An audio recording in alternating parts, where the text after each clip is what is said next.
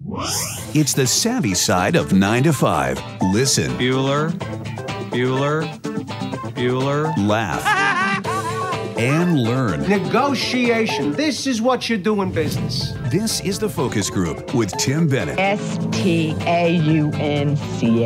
And John Nash. Keep your clothes looking neat and clean. We're all business. Except when we're not. Hey, welcome to the Focus Group. Tim Bennett here in New York with my good friend and co-host, John Nash. Where are you, John? Also in New York. Yeah. We could do that split screen, or we could just pretend we're like on Morning Joe and we're just and then I could hand something to you and change the background. Yeah, I like that. Thanks for joining us live here. We're here every Wednesday at 1 p.m. East. And also, if you're following along, not on Facebook, you'll find us on our very own YouTube channel, which is also branded Focus Group Radio.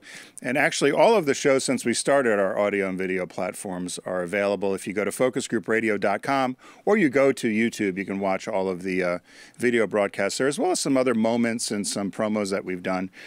And we want to give a big thank you to all of you that have been interested in picking up our new podcast, which is TFG Unbuttoned, and that's released every Tuesday morning. And that's a bit, some say a bit more playful, a bit off the cuff.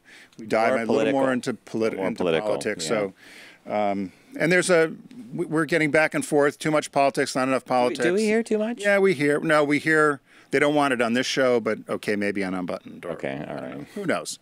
So, but we have a fun guest today, John. Somebody that you met recently. Who's going to join us today? So I went to a listening session given by the new chairwoman of Out and Equal. And Out and Equal, if you guys are familiar, is a national organization that helps and supports employee resource groups, specifically LGBT groups. And at the listening event, which was at BNP Paribas, I never know if I pronounce that, a big French bank here in the city, I met a really delightful woman named Alicia Case. She's the Global Communications Manager and the Global Co-Chair for the Publicis Health, and Publicis is a big French ad agency. This is the health. Is that the French pronunciation? Publicis. Publicis. Not Publicis? He always picks up on me. But not Publicis? And she heads up their organization. They have an ERG, an employee resource group called Égalité.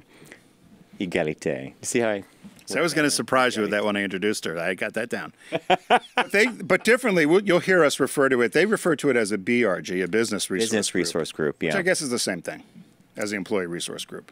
They talked about that at the meeting I was at, and I think there's an expectation that a business resource group is going to actually somehow contribute to the return on investment, the ROI. Like there's a reason they exist. They're going to get new. It had a slightly different thing. We can ask her then. Yeah, we'll keep that up in the. And then for a shop talk, Tim had a great article about transgender athletes and dealing with professional sports or even non-professional sports. Right, and kind of the angst of it. And I'm not sure. I'm curious. I won't. Well, there were some great quotes in that article. But I'll wait until you and I talk about it later in the show. But I'm not sure how I feel about the whole thing. So it should make for a good conversation. So here we are. We're climbing down the ladder to the end of May. It's Memorial Day weekend. Memorial Day weekend already. Already, yeah. And it doesn't, if you live on the East Coast, you know that it hasn't felt particularly summer-like or even spring-like. It's been either cold and wet, or it was hot and then cold and wet again. And then a massive storm goes through, which tore up your hometown. Southbury, Connecticut got hit very bad, yeah. Brookfield, too, I think? Brookfield, Southbury, Oxford, Seymour, and some parts of, obviously, upstate New York are the... Yeah. But and they still, some areas still don't have power. But it was scary. My mom and dad were fortunate. They didn't, all around them got hit, houses across the street, house down the road, but they seemed to be okay. But my mom said it was scary. They ran to the basement like they were told to do and tried to figure it out. I tried to get her on... I tried to have her use her phone, so her phone finally started working, her cell phone. But I tried to help her get on her iPad using the phone as a hotspot, but it went south quick. My mom. So if you're watching, Mom, you must have your power back. But we had the mothers in for Mother's Day. So Jean came in, Mom came in to the new apartment, and then we took them to a restaurant near us in a Fort Tryon Park called New Leaf. But afterwards, my mom said something funny to me. I was showing her these old cookbooks we had moved from the apartment. She said, "Oh, cookbooks." She said, "You know, honey, that's all inside my iPad now." So I just smiled, and she said, I just tap, and all the recipes are there. They're inside the. She goes, "You can have them inside your iPad too." I'm like, "Yeah, I think I know how to do that." Yeah. So Get the weather. but I love the notion of it being inside. Reminds me, I'll take a quick sidebar. Frankie. Oh, John, remember, years and years ago, a guy moved in across the street from me and Bob near our upstate house. He's a gay retired Italian hairdresser, and he'd been the town hair cutter. And he moved from the city, which was a town called Chatham, to the country, which is our little town. And then, by the way, there was a distance of 6 miles, and the city he moved from has 7 buildings in the downtown. So, you know. So one day I learned he had brain cancer, and he had a tumor, and he was just at home with a hospice nurse. And I go over to visit him one day because we had just gotten back from Italy, and he used to go every year to Italy. So I had my trusty laptop. I was going to give him a slideshow. Come over, the door opens. The home health care aide is wearing a smock with teddy bears and balloons, and she's got a cigarette, and 2 feet behind her is a tank of oxygen. One of those cylinders. You're like. He comes in, he goes, "Oh, John, come on in, have a hard candy and a more cigarette." No, it was a Capri. Have a Capri and a hard candy. And the Capri were those lady cigarettes, those really super thin ones. I said, "No, I gave up smoking years." "You can smoke right now. I'm dying. I got the grapefruit in my head." So I open up the laptop, and I'm showing him Capri and Sorrento and Pompeii, like all the places we'd gone on that trip. And he's doing this. Like, he keeps looking. And he's not looking at the pictures. I said, "Do you like the picture? I've seen this before. I know what the forum looks like. I've been to Rome." Like, jokingly, he goes, "How do you get them in there? How do you get those pictures in that box?" Sliding them in like a slideshow. And he goes, "And there's movies in there too." And I didn't even. How do you answer that, right? Like, so that was Frankie. It was the best thing I did for my mom and dad. I was skeptical. iPad? The iPad, and they both have one. And because then they got like kids. There was time where my father wanted it, and my mother had it. Does one have both full size? Well, so my mom has the full size one, and when I went to go get one for my dad, they didn't have them, and then there was all kinds of issues. So the mini. So I got him the mini, which is fine. He uses it, but it was funny because now when I go visit them, they have a little morning routine. They check their Facebook feeds, and they check and find out what's going on. "Timmy, breakfast is over there." But it's been great because I never thought that they would be interested in that sort of thing, because I wanted to get them a computer years ago. They said no. But they're religiously on there, and they've reconnected with friends, they've reconnected with other relatives. So I think it was the greatest thing, and I've convinced other friends of mine to get them for their parents. Because I said to Jim, my mom's husband, one day, I said, "Jim, I'm going to text mom a picture that I think she's going to want to have." No. I've got her up to email. I haven't got her to text yet. No, we can't do text, but she does email. So I had to figure out how to do the attachment. I'm surprised because your mom was quite a photographer, or is quite a photographer. Yeah, so I would think that tech thing would just be like, no. But she was pre-digital. Film. Yeah, she was the right way. She's done it the right way, film, yeah. Did you watch the royal wedding? We saw a lot of it. I thought that they did a fantastic job. My favorite thing was that she let Prince Charles walk her down the aisle as well. I thought that was super smart. I love that outfit that Harry had with the black. It was like the military thing. The coat. And then did you notice that the little, who's William's first? Who's the baby boy? William. Or George.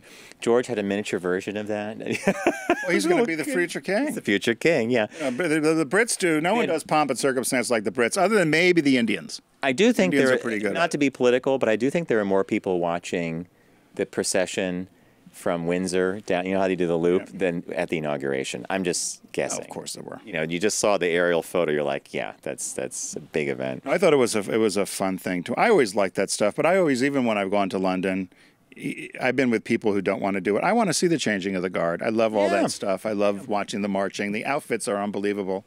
They interviewed a British woman, and they said, "What do you think of the monarchy?" And she pauses for a second, which I always like when someone thinks about the answer before they actually start speaking. And she said, they do such wonderful things for all these charities, and they put a really public face on a lot of things that need attention. She said, "I hope they're here forever." So from the governmental point of view, this constitutional monarchy thing, I don't know that the Queen really does have much of a hand in running the government. No hand. But it's ceremonial. But there is this side of it that is so British, right? And it's a tourist attraction. I mean, the Big. amount of money, Big. They were saying, I forget how many, it would be $500 million in American dollars that just that wedding brought in that weekend, with the amount of people that came over, the amount of people that were there watching, eating in restaurants, spending money, staying in hotels. Yep. And all year round when people go, you can't go to London during the summer and not see people 10 deep at the changing of the guard. I mean, that's what from all over the world, that's what you go for. So similar to us having the Empire State Building or something, they've got this royal family and bands marching around the streets. Which is great. I love it, and I hope the monarchy continues on. It is a fascinating thing to be born into that. I wouldn't mind. It's no. And you wouldn't want it? Harry's got the best gig there is. Yeah, but it's a very public life for all your life, and that's that. It's this idea of service, being in front of people, and never saying the wrong, Well, they had a whole list of rules that they had to give Meghan Markle all of a sudden that she couldn't do. Get rid of your Instagram account. There's no selfies. You don't sign anything. Isn't that amazing? There's no, and they just said you don't do. This is it. Yeah. You're now part of the family. La familia. So what caught your eye this week? What caught your eye? Here's what Tim and John found. The New York Times had a remarkable story, and I love these stories. The headline says it all, but I'm going to tell you a lot more about it. 96-year-old secretary quietly amasses fortune, then donates $8.2 million to a college, or a group of schools. So the article reads, even by the dizzying standards of New York City philanthropy, a recent $6.24 million donation to the Henry Street settlement on the Lower East Side was a whopper, the largest single gift from an individual to the social service group in its 125-year history.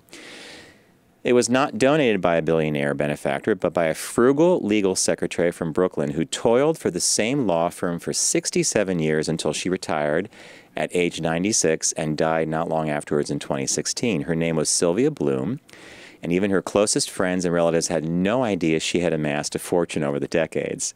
She did this by shrewdly observing the investments made by the lawyers she served. So remember, she was a secretary. She either did that or she embezzled, because that's a lot of money. She was a secretary back in the 50s and 60s and 70s. Everything was done by secretaries. Buy me John Deere. I want you to call my broker, and I want he bought 100,000 shares and she bought 10. So someone says, so when the boss would buy a stock, she would make the purchase for him and then buy the same stock for herself, but in a smaller amount because she was on a secretary's salary. Good idea. Since Ms. Bloom never talked about this, even to those closest to her, the fact that she had carefully cultivated more than $9 million among 3 brokerage firms and 11 banks emerged only at the end of her life at the reading of her will. So the executive who handled her estate was a niece or a cousin. She never had any children of her own. She was Eastern European descent. She was an immigrant, lived in Brooklyn during the Great Depression, which they believe is what really made her so frugal. But did she live a very frugal life? I wonder if because I often so she wonder lived if in somebody like that, do they spend the money? She took the bus and the subway to work every day. She lived in a rent-stabilized apartment. So far, she sounds like you. She was the millionaire next door, right? Ms. Bloom's husband, Raymond Margolis, who died in 2002, is a city firefighter who retired and became a city school teacher with a pharmacist career on the side. And they're not sure nearly all the money was in Ms. Bloom's name alone, so they think that it's very possible that even the husband did not know the size of the wife's fortune. She was not a spendthrift, and one final quote was, the couple lived modestly in a rent-controlled apartment, though she could have lived on Park Avenue if she wanted. She was a chocolate lover. She refused all gifts, anything lavish. If you gave her a bar of dark chocolate, that's all she wanted. Like you. Yeah, I know. You have $9 million squirreled away? You're going to have to contact Bob. No. So she did bequeath some of the money to relatives, but she gave Hunter College $2 million, and then she gave this other $6.24 to this social organization. So I think, if you want the definition of selflessness, and you want the definition of someone who cares about youth or about giving back, it's the 96-year-old secretary who amasses an $8 million fortune and then quietly just gives it. So she gave it to a university, you said? She gave it to something called the Henry Street Settlement. It's a social services group, so it helps people. And I bet they were shocked when they got it. Biggest they've ever had in their whole history, yeah. That is a great story. So I love stories like that. Mine isn't so happy. Oh, I have two stories today. And one of them is happy, and the other one is just funny, and it goes right up your alley. It comes out of China. China. So the headline was, "We thought it was a puppy. Pet dog raised by Chinese family for 2 years is actually a bear." So a woman in southwest China was shocked to find out that the dog she'd been raising for 2 years was an endangered black bear. Ms. Su bought a black puppy she thought was a Tibetan Mastiff during a vacation 2 years ago.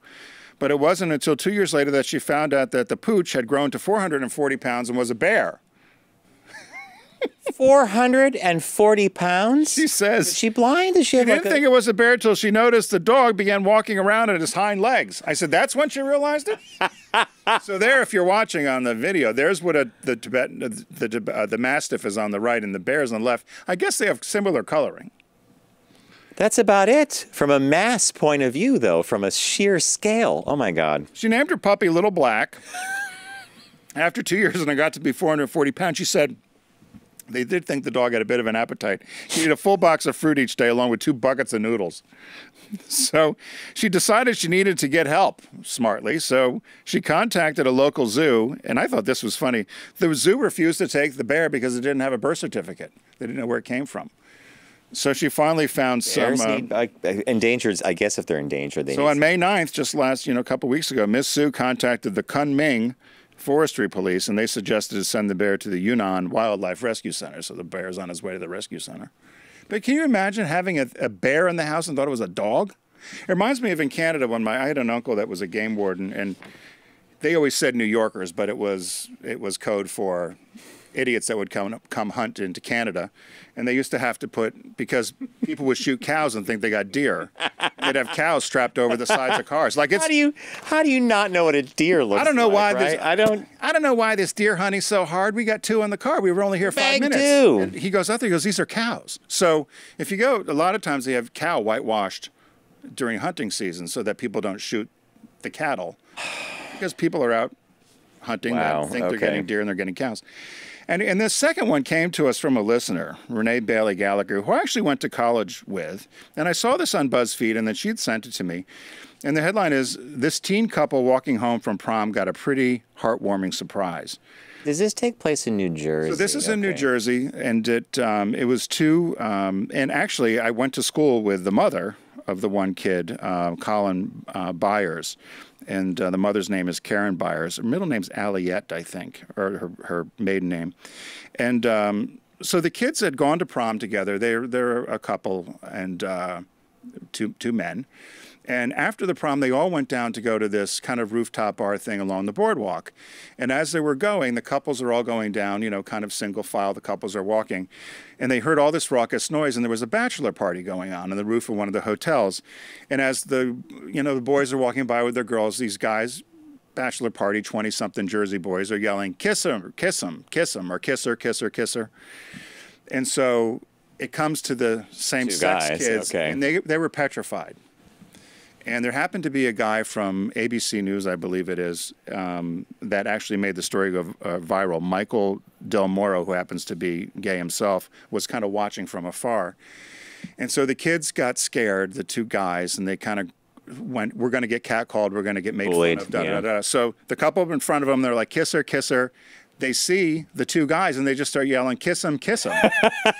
And so they were like, "Really?"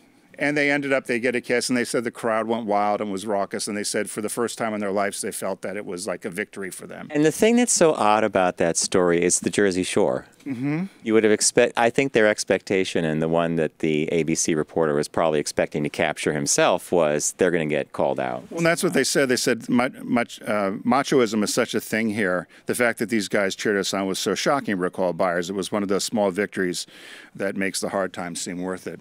And so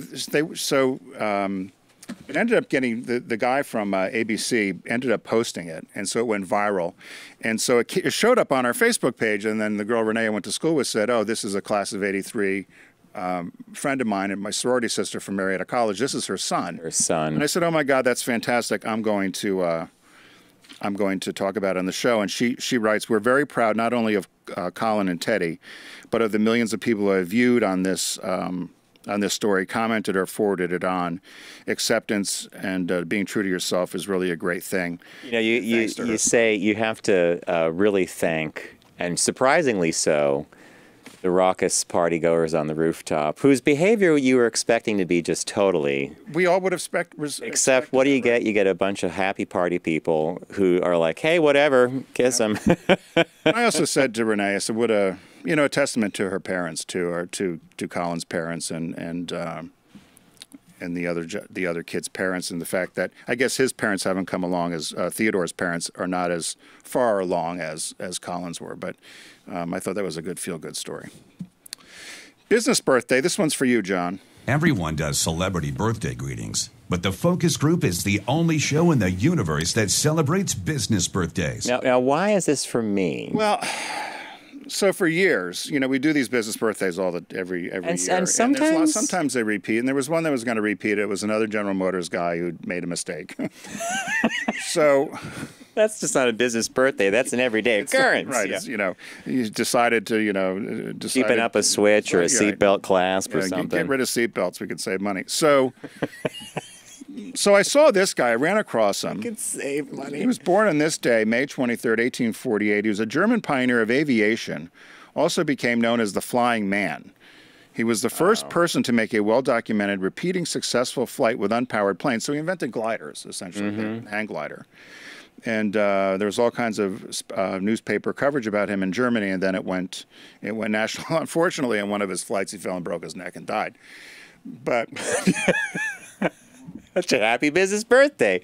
But before then, he was fascinated as a kid, he and his brother, with birds, and couldn't figure out how birds could fly. So this is in the mid-1800s.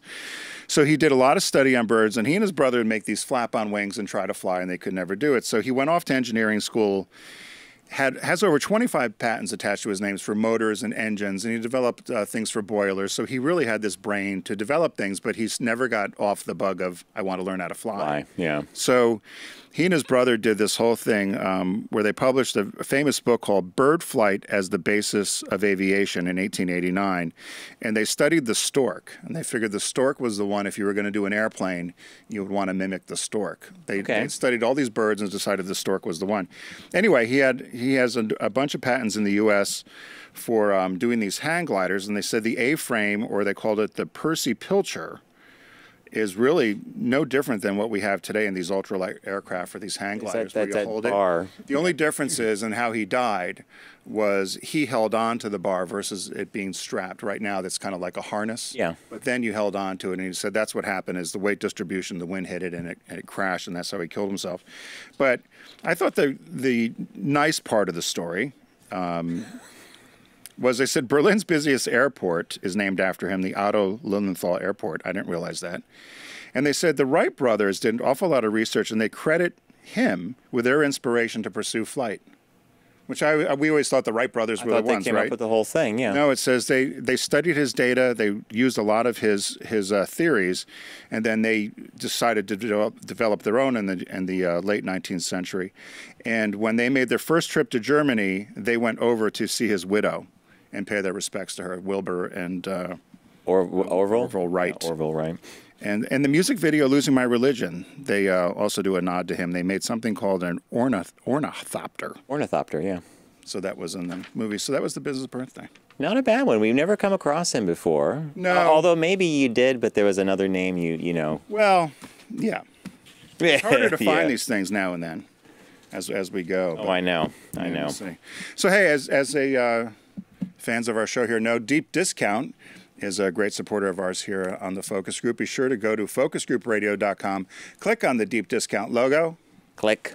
Arr, that shark. Sorry, Tim was giving me the cue to do arr, that shark. And start saving. But we want you to go to focusgroupradio.com because we want to get credit for all your buying. So you make it sound like a friendly plea. I know, it is a plea. And Matt says we're only allowed to do one plea a show. Okay. But so be sure to head over to Focus Group Radio and click on the Deep Discount logo. The sale this week is movie franchise sale. I thought this was going to be a really hard one until I saw how Deep Discount curated the movies. And then I went to town and I tried to guess what you'd pick, and I'm sure you know. Well, and I picked something very unexpected of me. But what were your first? Okay, so the first pick was that, and this is again, you know, there is a sale of the week, but for the movie franchise and sequels remakes and sale, I gravitated to the Pink Panther collection. So it's all the Pink Panther movies on Blu-ray. And the reason I smile about it is I think that's where I really learned about slapstick comedy or physical comedy was Peter Sellers in the Pink Panther movies. Even stupid things like there was one of my favorite scenes is he's going to some castle somewhere and he's at the front desk checking in and there's a dog next to him and he says, "Does your dog bite?" And the guy goes, "No." And Peter Sellers, "Does your dog bite?" He goes, "No." And then he moves and the dog bites him. He goes, "I thought you said your dog didn't bite." He goes, "That's not my dog." You know, it's just stupid little things like that. And when I saw the Pink Panther thing, I instantly remembered that my brother-in-law and sister introduced my nieces to the Pink Panther, and they loved it for the same reasons that I did as a kid. It's slapstick, it's you know, screwball comedy, stupid one-liners. So that was one pick. The second pick that I did was completely predictable. Yeah.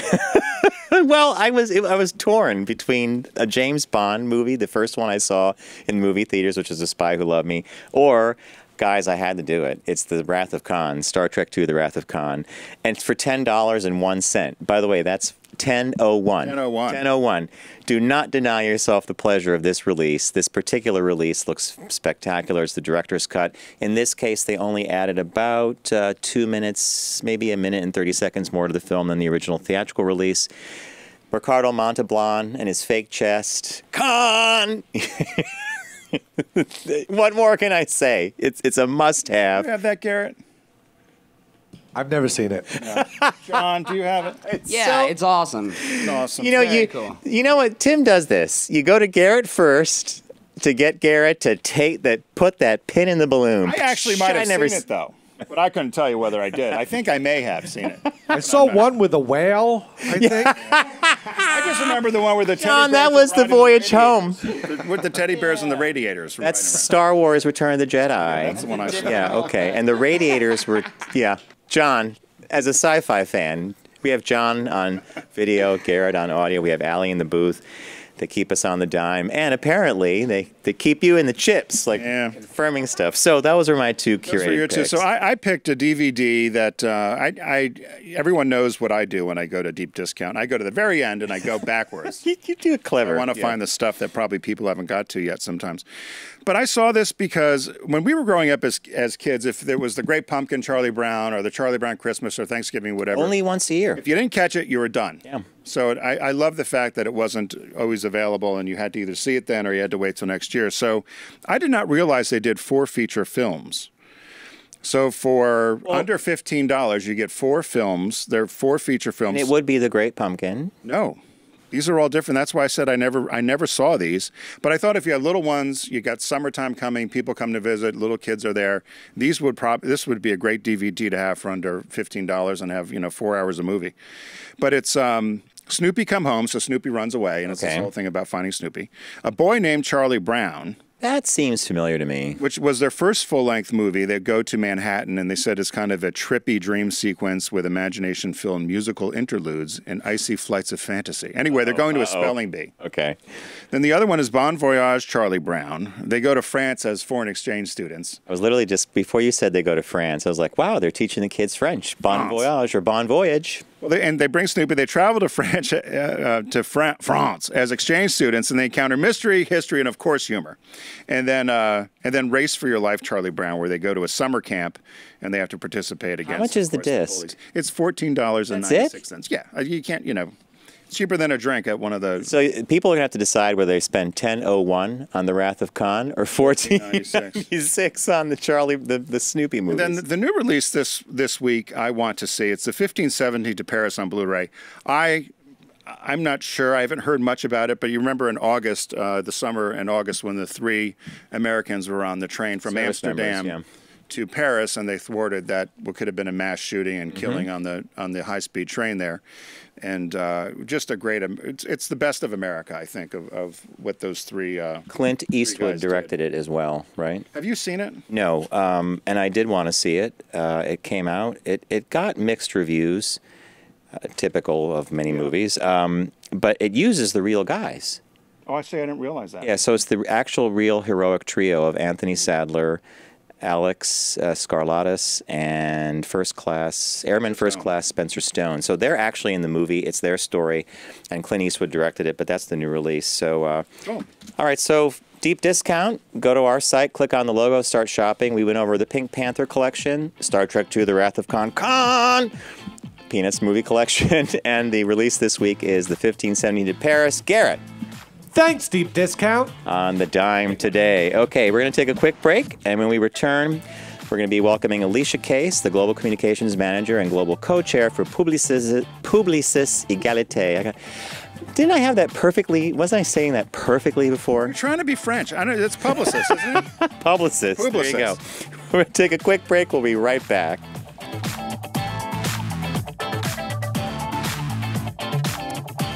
It makes me feel younger than I am, actually. My name is Hendrik Muth. I'm the Senior Vice President for Product Marketing and Strategy at Volkswagen of America. With the new Jetta, we basically wanted to combine the DNA of the Jetta with a very modern, progressive form. It is very precise, very much about the details, like how the LED daytime running lights go into the grille of the vehicles. If you look at the fog lights on the bottom, has a little bit air inlet, so the air gets through, and that really also improves the aerodynamics. The little details, you don't need to do it, but we want to do it because we're Volkswagen. The word is really fun to be in. What I really like coming in is really that the inside of the car looks at you. I have everything in my place, what I need. On the ambient light settings, I like the blue. My daughter would choose the hot pink. It's really like a young looking design. I go on the navigation screen. I can either choose whether I have it right here on the setup or I want to look only forward. I have it right in here and I can even make it as big as possible. We have a Beats sound system in this one, so also very modern. You even get the big boom and the bang if you want it. It's really your own world in your own Jetta, so you make it my Jetta. When we showed the car first time to our dealers, it is a really emotional moment. And you present that car and it was a spontaneous applause. You feel that relief. Everybody is proud to see this is our baby. The Jetta has come to life. I'm so proud of being part of this entire project. I love it. Brought to you by Volkswagen. Visit VW.com to learn more.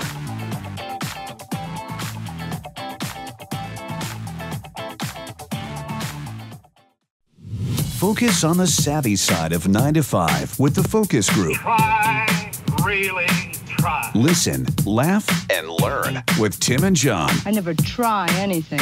I just do it. We had a call. Hey, welcome back to the Focus Group. Tim Bennett here, as always, with my good friend and co-host, John Nash. We're all business except when we're not. Be sure to go to our Facebook page, which is focusgroupradio.com. If you're watching us there, thanks for tuning in today. Or at our YouTube channel, which is also Focus Group Radio, and learn where you can find all our multiple platforms at focusgroupradio.com. I did the research. I know. Let me wipe my brow. I get yelled at that I don't do that, and I Woo, mess it up sometimes on the podcast. I get all tongue-tied. So we have a special guest joining us today. So I'm going to have to read this to make sure I get it right. Sure. Put my glasses on. Alicia Case is here, Global Communications Manager and Global Co-Chair of Publicis Égalité. Now, is it Publicis or Publicis? I say Publicis because of the French, yes. But a lot of people in London, they say pub because they would rather put the pub back in Publicis than the, than the latter. They're English.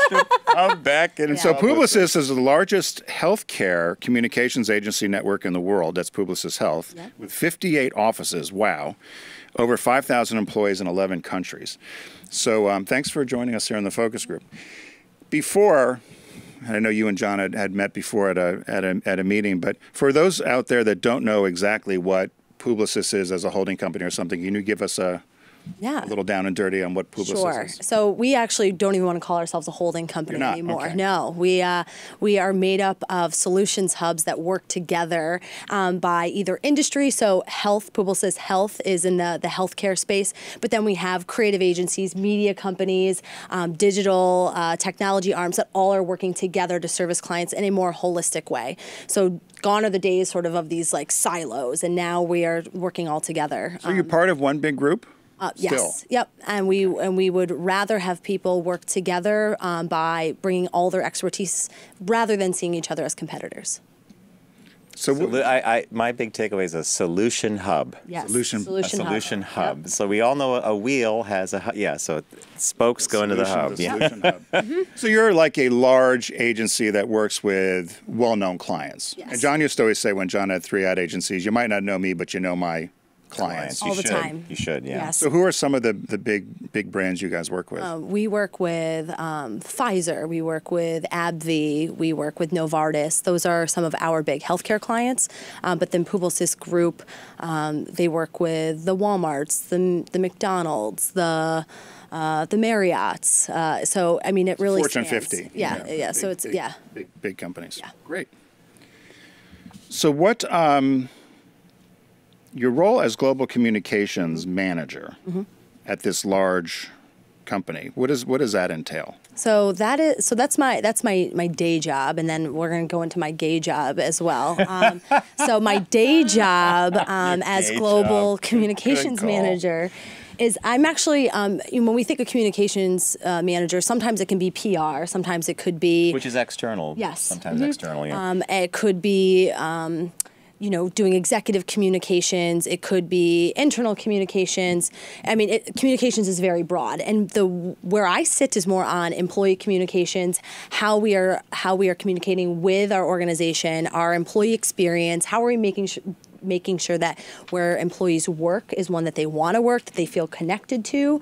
And then I also do a lot of our social media and partnering with other teams like new business, talent, to make sure that the stories that we're creating inside, people actually know about. So this is why when I met Alicia at this Out and Equal thing, that's what really tripped it for me, because we talk about this a great deal, that there's sometimes a disconnect between the internal culture of a company and its external, and especially with an ad agency where you're not really supposed to know what's going on. You're supposed to know the clients, right?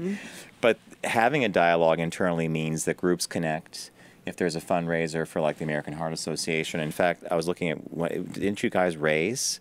Was it 200,000? That was for LGBTQ groups.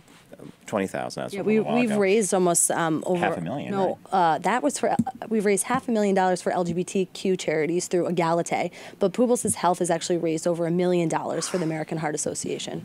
So the internal thing of connecting like-minded people in the organization, and then bringing people along who may not have had an interest in being part of an well, you guys call it a BRG, right? There's a bit, but let's explain that too, by the way. So we all know that an ERG is an employee resource group. It could be the LGBT group, it could be women in advertising, it could be whatever it is. But what is a BRG? So the B is business, and what we're trying to do is connect back the activities that we do to the bottom line of the organization. So whether it be showing that more people are staying on board and we have lower attrition numbers, or we're bringing in potentially a new client because of our relationship that we have on common beliefs. Those are things that we are trying to do. So we want to actually connect to that bottom line of the business as opposed to it just feeling like we're doing this because it's the right thing to do. You explain that beautifully, by the way, because those are two things that are very hard from an empirical point of view. Well, one is actually if you say we're retaining our talent, they're not leaving, they like the organization, they want to grow with us, they want to find new positions. That's a big cost savings for companies because you're not onboarding new people. And the other one, though, landing a client because of a like-minded philosophy, it's hard to put a dollars and cents to that. But the fact that you could actually point to it and say, well, we really like the fact that you guys are doing these 3 things with your BRG groups or something, that's pretty cool. And Out and Equal, which is where we met, we were the only advertising company that had sponsored Out and Equal last year in Philadelphia, which is where we have one of our largest offices. And for me, that was a big aha moment because I see my clients on this sponsor sheet, and then I'm thinking, if you're Rolodexing through your circle and you see Publicis, you must think, wow, they're the only ones in this space. And that's got to be at least something to trigger a meaningful conversation around diversity and inclusion. So with offices in 11 different countries and trying to have this culture of being diverse and inclusive, accepting workplace, is it a struggle in some other markets that might not be as far ahead as from a global, particularly Western Europe, or, I mean, not that the United States is that far ahead, but I think what you guys have done here is great. Is it hard in some places to try to? Yeah. So it's ironic that you say that because last night at 8 p.m. I got on a call with our office in Singapore. And it is illegal for corporations to give money to further any sort of LGBTQ charities. Agenda. Yes. In Singapore? Yes. Okay. So we want to start a chapter. You can't chew gum there, so I mean, what do you expect? That's true. We're like, but at the end of the day, this is a globally accepted group that is funded through the United States. It's funded in Paris. It's something that we are saying this is important to us. Right. So we can't say to our employees in Singapore, well, forget about it. It's working with them to try to find strategies and solutions that will work in the market. So last night we were discussing, well, maybe it starts as just an internal education element where we provide our employees, everything that they need to understand about what does LGBTQ mean, what is gender identity, what is sexual identity, what does it mean to create a place and space of inclusion in the office, how do we foster when somebody comes in for an interview that they can understand that we are a place that says bring your whole authentic self. So while maybe in Singapore we cannot be outward in the community, that doesn't mean we should leave our employees hanging at home.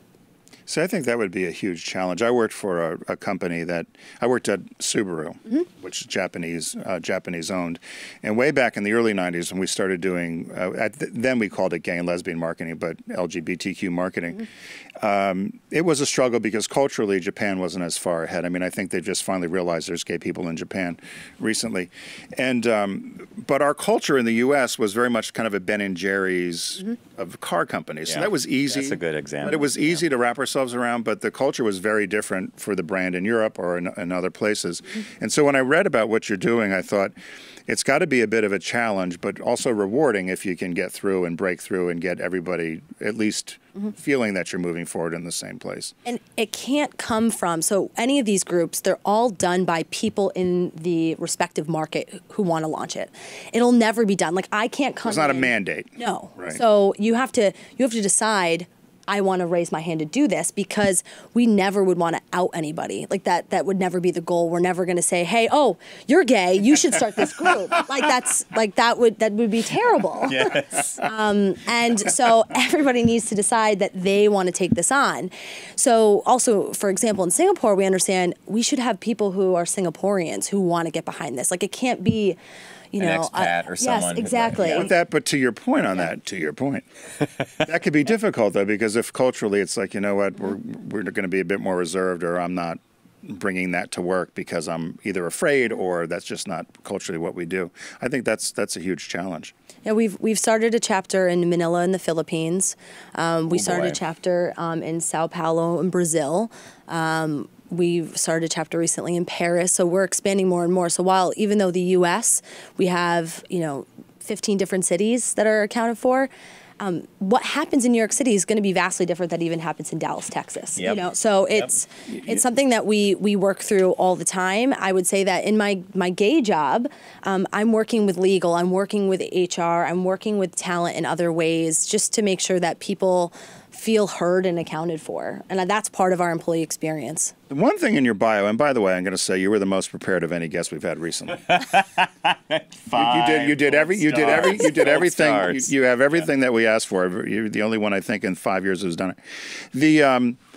I read this and I put a side note, and my side note was, I can't see this happening in too many places. Do you know what I'm talking about? I'm guessing this drag pageant. Yes. Now, so tell us about the drag pageant. Before that, I just want to define ally versus, because you're an ally. Correct. So I am a cisgender, female, heterosexual ally, but totally proud. But ally is something in some of the stories that you have that people didn't really know what is an ally until you actually spoke, until you've actually been in front of people. Then they get, oh, now I get what an ally is. And my ally story goes back to when I was 6 years old. My first CD I love ever, the story. That's why I won. Was V52's Cosmic Thing. Oh my gosh! Well, yeah. and RuPaul is in the background of the video. 6 years old? I think in I Love was even Shack. younger, Yeah, probably. I was Love probably Shack like 4. RuPaul. Yes, and RuPaul was in the background. This was before RuPaul was RuPaul. Yeah.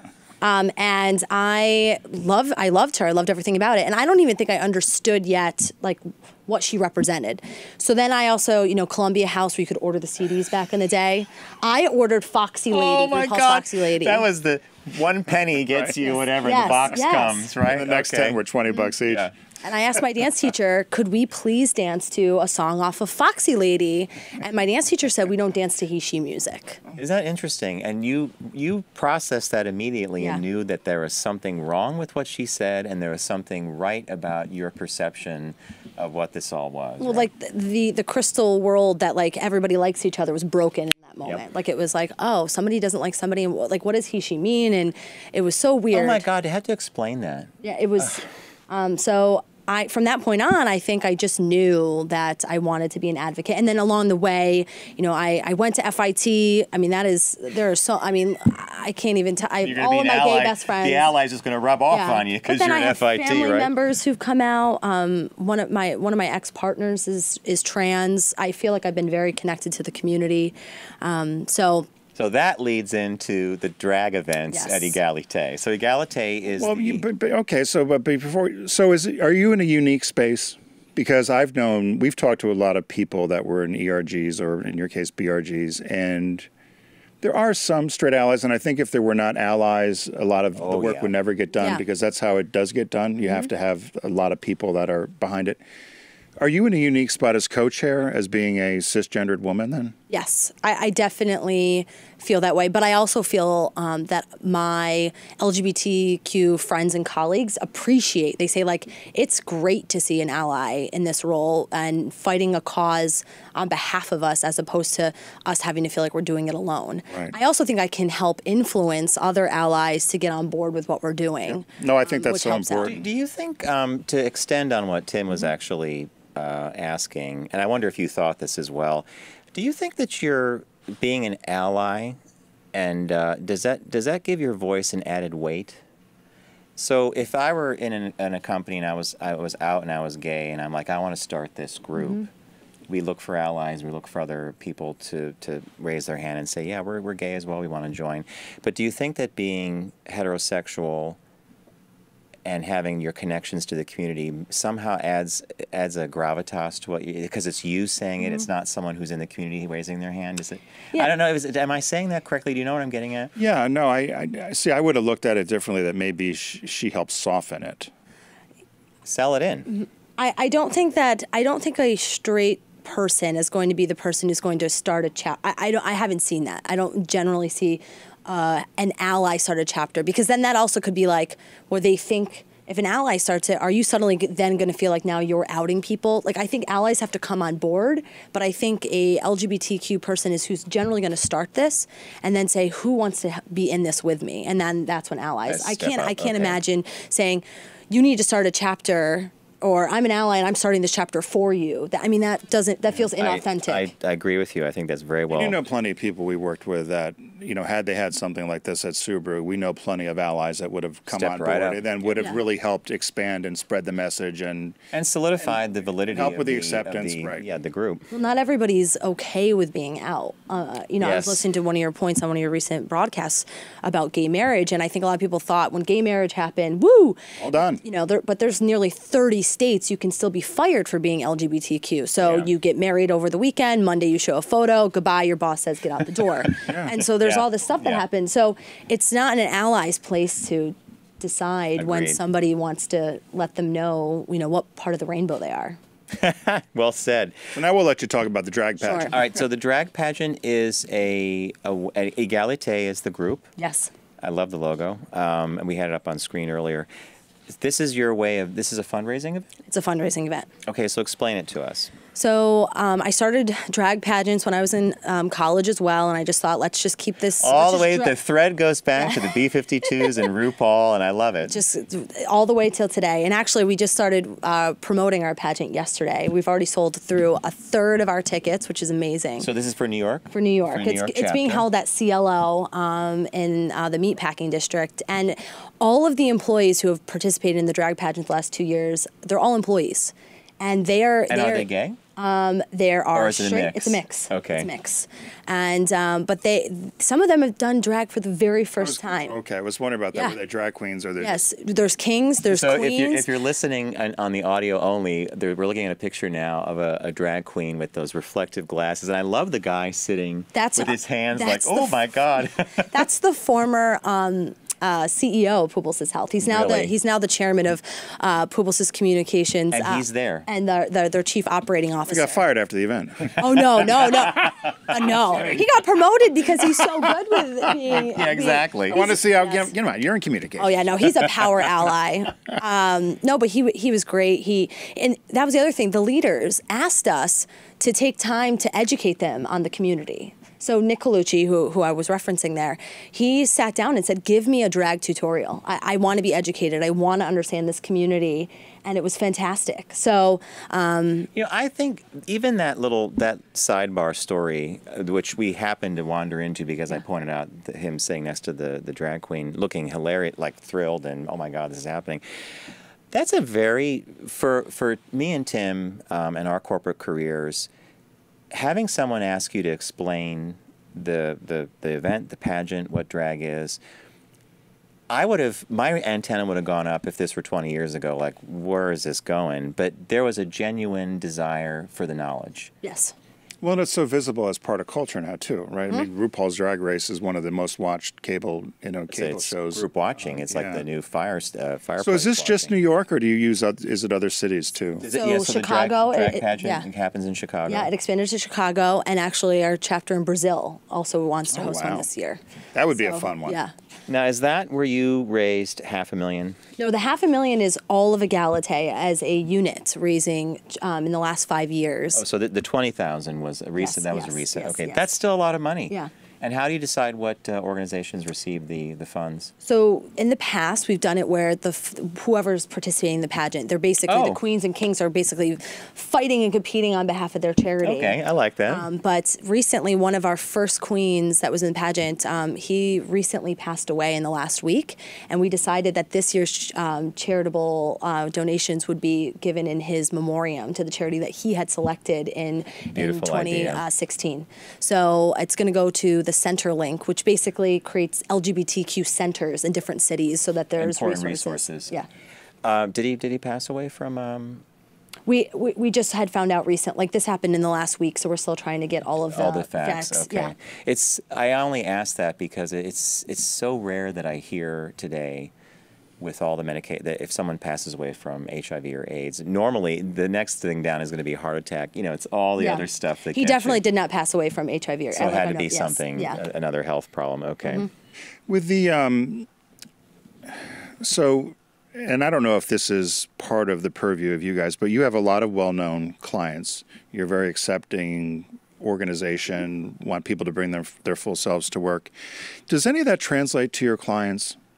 In other words, would you say... Does it rub off, or do they say, hey, we should be doing this? Well, I'll use the example of, I think I saw on the roster was Pfizer or Merck or something, and I'm thinking, okay, are there medications that perhaps maybe might be geared toward women more, or Propecia or Viagra or whatever, things like that might be geared toward, it might be used more by gay men. Yeah. So do you say, do you help guide clients that way as well? Yes. Or is that all the individual? I think there's the true money making, like advertising client, and then I think there's some stuff that's behind the scenes. So Égalité, I'll cover quick behind the scenes. Sometimes clients say, I want to do a quick survey of your members to do a gut check maybe on creative or something. Fascinating. So we've used our contingency of members to help clients in that way. So I would say that's like the soft way. Bristol Myers wants to do a same-sex TV ad. What do you guys think? And then your group chimes in. There's 30, 40, 50, 60, how many people? X amount say we like it. Okay, we're in the right direction. Yes. But we also do, one of our clients own is Gilead, which actually which makes the product PrEP for HIV prevention and transmission. And we do their advertising. It was last fall at Out and Equal, we did a panel with Gilead. One of our chief planners from Digitas Health, Grindr, was on the panel, and one of our media partners. To talk, because a lot of the marketing is actually, and advertising is done through Grindr and then put on Grindr's platform. So we've been trying to get them. So I didn't know you guys did that, but we were trying to get that brand. Was it last year, a year ago? We were trying to get to come on as an educational thing with healthcare because we thought the same thing, being predominantly men. But Digitas Health down in Philadelphia, they have extreme expertise in the LGBTQ space, particularly around the marketing of PrEP, and which is so our clients. Then we've brought them in and we've done work with our ERG as well, BRG, to make sure that there's synergies that are happening.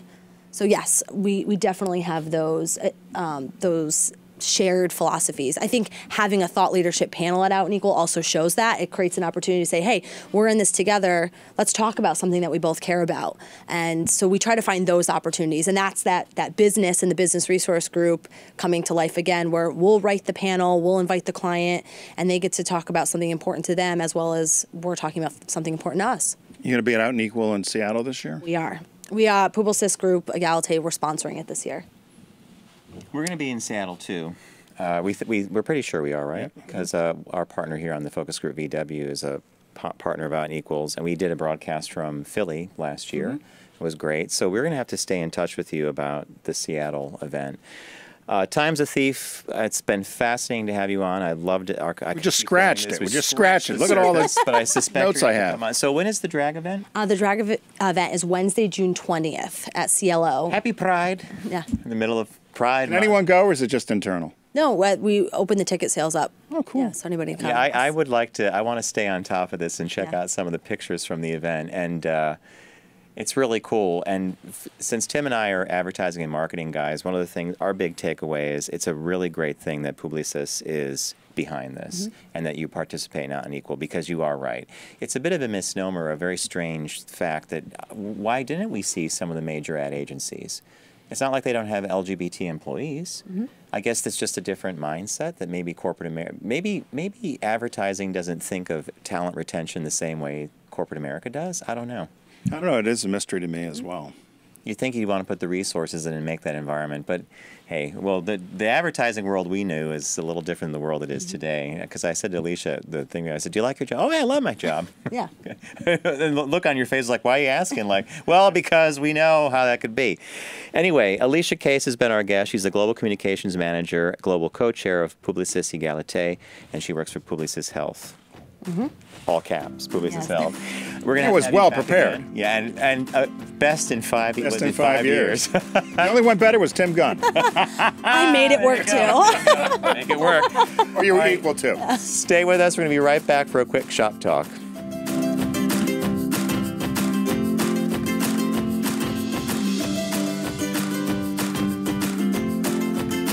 Brought to you by Volkswagen. Visit VW.com to learn more.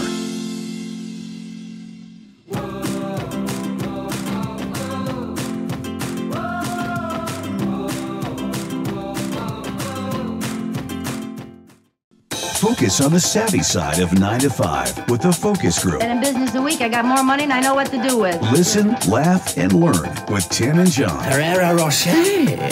He is doing well. Hey, welcome back to the Focus Group. We want to again thank Alicia Case, who joined us from Publicis Health. Publicis Health. And Tim said We could have talked to her for a lot longer. I mean, we probably had 6 pages of notes, but it was a real, you could tell she worked at an ad agency because it was so well written and so well done and branded. And I had a bunch of questions, but that happens. You know, you get. You know what? We were trained by the Frau to come prepared for double the amount of time you're going to be on the Air Force. So we had millions of questions. Right. And what is that old rule in show business? Leave them wanting more. But then we ended up jumping around, but, you know, try to get I forgot to in. mention that Alicia grew up in near Albany, New York. Oh, you're kidding me. She grew up in upstate, and I told her, because we're up there a lot, and I told her how much I loved it. And she goes, really? You really? I'm like, I adore that part of the state. So we had everybody left and everybody wants to go back. Yeah. So, hey, we have a quick shop talk here. And the headline here was Transgender Athletes in Anguish at Center of Fairness Debate. And this story takes place in the UK, or it came out of the UK. Yeah. But it's a bigger issue overall. And rather than getting into the full story, and I know you had some quotes, the issue that I took away was there's a number of sports, particularly professional, and they had one example of a weightlifter that used to be a world champion male weightlifter who transitioned to female and now wants to compete as a female weightlifter. And people said, whoa, you were born a man, you still have manly characteristics, despite everything that may have gone on in your transition, you still have a physical advantage now as a woman. And the other woman's name was Laurel Hubbard, but when Laurel was Gavin was the world class. And so then they said that this has become an issue in a number of cases, and I'm guessing they didn't come right out and say this, but it's primarily when a man transitions, a world class athlete transitions to a female to compete. They said that there's a disadvantage. The other way around, if a female wants to compete against men, sometimes just from the physical characteristics and a big general. I actually think that you hit the core of the story for me. It's a well-researched article. It's not that long. It takes some pros and it does a balanced job of talking about what is masculinity, what is femininity. Are you on a spectrum? Yeah, and that's all worthy of discussion and should be talked about. But I think from a really kind of a simplistic point of view that maybe an athlete, and they're not simple people, but my point is, there was the main quote that I kept focusing on was a women's hockey team, a pro hockey team, and a trans woman joined another team or joined the squad or something, and one of the team captains was like, okay, that's great, but now you're taking, it comes down to this interesting thing about what is a male capable of doing in the athletic realm versus a female. Mm-hmm. And when a male transitions to female, now, of course, we change the pronouns, we understand the gender shift, but as an athlete, it's still, the origins are a male body and the male capabilities, which do sports physiologists talk about this? I mean, men do things different, right? They're mechanically a little different. So I don't know. And they said, some people said, oh, they're just going through the change so they can compete and win medals. And I don't believe that. That's small thinking. Yeah. That's lowbrow. Why would you go through all that angst and to change your gender to win a medal? I mean, that's just stupid thinking in my part. But on the other way, if a man transitions to, or a female transitions to male to compete, there are a number of cases where the women did real well when she competed with the men, or as a man, now not so well. What I said earlier was I'm not sure how I feel about this. There's a Canadian mountain biker, same sort of thing. It was he competed as a Canadian mountain biker, I believe, on the Olympic team, transitioned to female. Wow. And there was lots, I think it was 2 Olympics ago, there was lots of discussion about what do we do. Now, legally, the person's a female. So they should be. They've transitioned by the rules, right? And so I don't know how I feel about it, and I don't know if I'm bad about that. Oh no. So I think that's the sad part of where we're at with our culture today. That questioning it has nothing to do with whether or not you think it's bad, good, or indifferent. You're simply questioning it, which I think if you don't have questions, you're never going to get the answers. You're not going to have a dialogue, right? I'm with you on this. I do feel that it's an interesting area for athletes to be in. Simply because as an athlete, as you train, as you know your body and you know your capabilities, you're aware of the what someone's capable of. Like, so the former weightlifter who was a Gavin Hubbard, who was a national champion, now he's Laurel, but he's going to be competing with women who, from a physiological point of view, might never have been able to do what he did as a male in competition. So it does set up this. It's almost a bias. Is that what we're thinking? Yeah, of? and do people think that somehow in the back of their head they're saying, I'm not worried about the trans part, but I'm fearful that there's a bias here because their physicality will give them the ability to triumph simply because they were one thing and now they're another. Is that? Well, there were a couple of, I belonged to a rowing club in Philadelphia, and there was a person about 10 years older that transitioned a number of years ago from very, very nationally ranked male rower, transitioned to female, and then he started competing in female events. Then there was some kind of talk and protest of all of a sudden now she's winning everything. He also won everything as a man, and now he was winning the women's events as a female. And so, but he was female, lived as a female, had the surgeries, but I could see where people felt there was somewhat of an unfair advantage. They said the bigger issue is going to be in these amateur sports. So if you say you're just one of your weekend cycling teams or the local softball team or the local baseball team or soccer team or something, of how you handle it. And Caitlyn Jenner, I remember them talking about, very good golfer as Bruce Jenner, still a good golfer as Caitlyn Jenner, but his association with his golf club has changed because of the all of a sudden now he's female and there's different tees and can he do this, can he do that? So that's why I said I'm not sure how I feel about this, because I am sure, as Bruce Jenner was a great athlete and a won the triathlon or whatever, I'm sure Caitlyn Jenner is just as capable as a female. It's a whole different. Yeah. So the article ends with this notion of, well, the quote says it all. That is where the focus is needed. Duty of care is focused on the professional area, but not at the recreational. We look at the shop window the whole time, but nothing behind the shop window. So the big glittery thing is professional sports, but there's probably far more people who participate in small organizations and weekend warrior kind of things. And one of the golfing people said, the club that I play at, there's a trans person, and the women there cannot accept her no matter how good, bad, or indifferent she is. They just don't want. They know it was a male that transitioned to female, and well, a lot of colleges are coming. I was reading in one of the education journals. A lot of colleges are starting to deal with this as well, because as people, people are transitioning at a younger age. And there were a couple of cases where kids had scholarships, came in as playing a sport and a scholarship, transitions, still wants to play the sport. When do you say, okay, you're no longer going to be able to play? And on the women's team or the men's team. So it's, I don't know if there's any steadfast rule. I think we just have to figure it out as we go along. I actually think there's got to be dialogue, and it's going to be uncomfortable, and there will be hurt feelings. I think if it's done with the intent of understanding, gaining knowledge, and just coming to a consensus about how we all feel, and being honest about feelings. I mean, I've had conversations with friends recently who've had family members or relatives or friends transition, and it's just, it raises a lot of questions. And I don't think they're bad.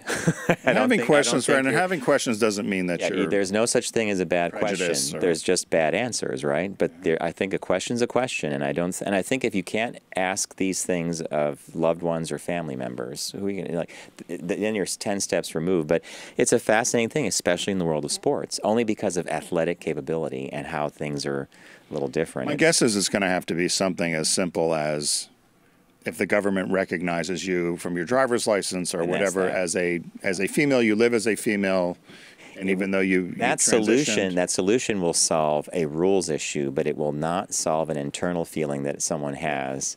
An advantage. I'm competing against someone who used to, it's a very, and those are the feelings that I think when we don't talk about them or address them, those are the ones that creep in later to start undermining some of this higher level. Like, well, it's the solution you have is elegant, but Anyway, I hope I'm making sense. It'd be like if I wanted to be a women gymnast at 6'2" and 240 pounds. What name would you adopt? Olga Bennett? Olga Bennett. I don't know. What were my people? Natasha Bennett. Natasha Bennett. I don't know. Why am I going Russian on this? Ivana. Ivana Dance. All right. I need a job. I need to. Brown spots on the wall by Who Flung Poo. Doris Open, right? Mona Lots. Now we're off the rails. Yeah, all right. All right. That was a good shop talk, though. And I think the topics, we're going to see these topics much more frequently now as we have these greater discussions about this. So thanks for joining us today, everybody. A big thanks to Alicia Case from Publicis Health for coming in to talk about Égalité. Thanks to John, Garrett, and Allie, our booth crew. I kept wanting to say Alicia Keys. You want to say Key? Yeah, it's Alicia Case. Thank you, Tim. And I loved our business birthday today and the Peanuts movies. Thank you. Speaking of the Peanuts movies, thank you, Deep Discount. They've been a partner of ours here for a number of years. Go to focusgroupradio.com, click on the shark logo. Had to get that in. And start your shopping. And, of course, a very big thanks to Volkswagen Group of America. They've been with us over 8 years now. Tim and I are currently driving the Volkswagen All-Track wagon, which I'm very happy with, and you were quite happy with it the other day in the rain. 36 miles a gallon I got on my way to Connecticut. Hey, I've hit 34. I got 36. I use the adaptive cruise control. It's great. The adaptive cruise control? Yeah, the one where if you set it for 70 or 72, and then, if you come near close, it will go down. Oh, yeah, we do that. What else is it called? Isn't it adaptive? It is. That's the adaptive part is so that you don't have to worry. You don't have to put the brakes on. It will detect a car in front of you. All right, folks, don't text and drive, arrive alive, and we'll see you next. Can I say that? Yeah, see you next week.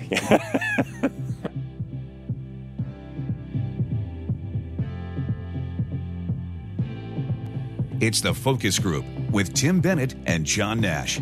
Formerly on Sirius XM Satellite Radio and now accessible on all platforms. Subscribe, like, and rate us on your platform of choice. Learn more at focusgroupradio.com. That was a stunning focus group.